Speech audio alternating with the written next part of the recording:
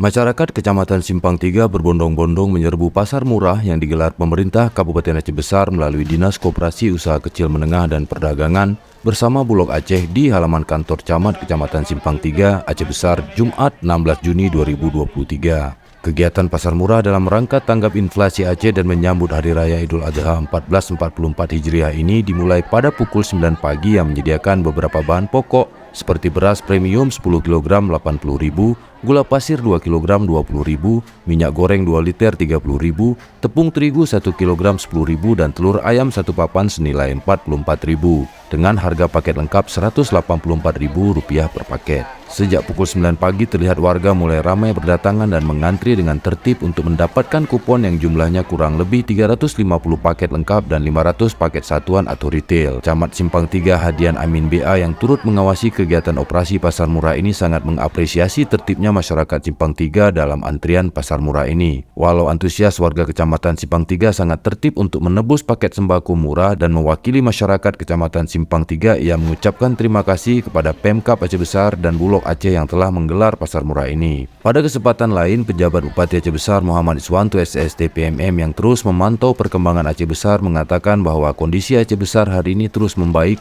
di mana inflasi di Aceh Besar terus turun mendekati titik aman. Hal ini tentunya tidak terlepas dari upaya dan kerja keras semua elemen, dan untuk itu PJ Bupati Iswanto menyampaikan apresiasi dan terima kasih kepada seluruh unsur baik ulama, TNI Polri, Kejaksaan dan unsur Forkopimda Aceh Besar lainnya yang telah bergerak bersama untuk merespon kendala-kendala yang terjadi pada masyarakat Aceh Besar.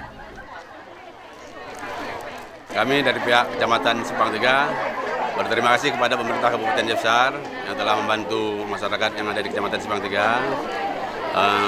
Harapannya kalau bisa acara seperti ini kan yang positif ini untuk sebulan, kalau bisa sebulan sekali kan itu.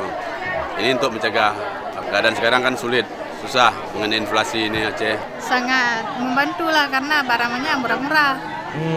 Alahan apa beloranya? Belum minyak, tepung, bamano, saka.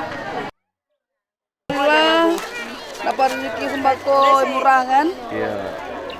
Mudah-mudahan sering aja kayak gini.